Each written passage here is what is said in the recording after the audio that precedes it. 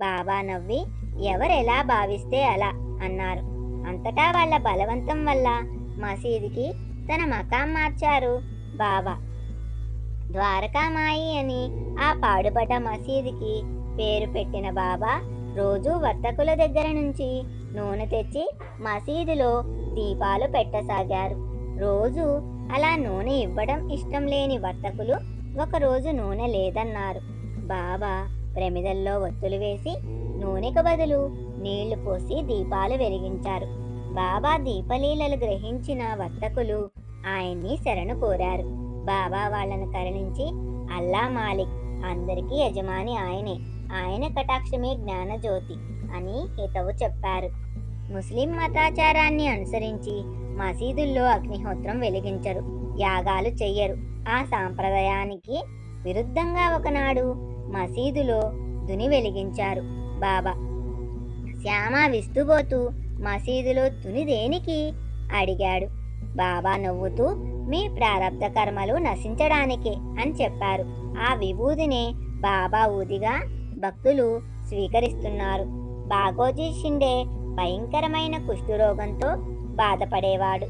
ఊరి వాళ్ళు, బంధువులు, భార్యాపిల్లలు చీదరించుకుంటే ఆ అవమానం భరించలేక ఆత్మహత్యకి పాల్పడ్డాడు.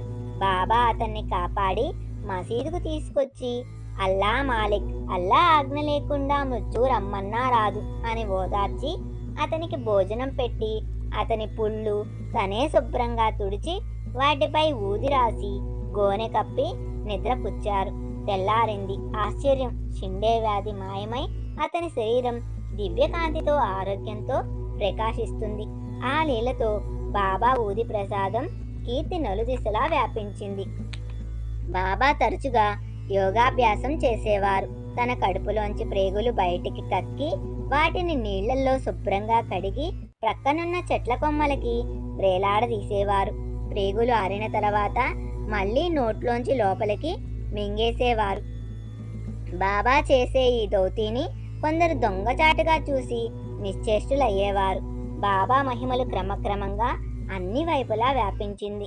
నిత్యం ఎందరో షిరిడీకి వచ్చి బాబాని దర్శించుకునేవారు.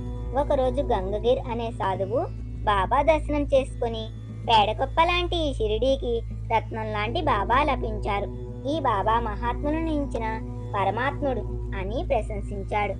తన భక్తుల క్షేమం కోసం బాబా ఆచరించే పద్ధతులు ఎవ్వరికీ అర్థం కావు. ఒకరోజు బాబా స్వయంగా గోధుమలు తెచ్చి తిరగలిలో వేసి విసిరి పిండి చేశారు. ఆ రోజుల్లో షిరిడీ చుట్టుపక్కల గ్రామాల్లో కలరా వచ్చింది. అది ఏ క్షణంలో కబలిస్తుందోనని జనం భయపడుతుంటే బాబా తాను విసిరిన గోధుమ పిండిని కొందరు మహిళలకిచ్చి, ఈ పిండి పట్టుకుపోయి 4 వైపులా షిరిడీ పొలిమేరల్లో చల్లండి, షిరిడీలోకి కలరా ఎలా వస్తుందో చూస్తా అన్నారు బాబా. అన్నట్లే షిరిడీలోకి కలరా రాలేదు. బాబా మసీదులో నివసిస్తున్న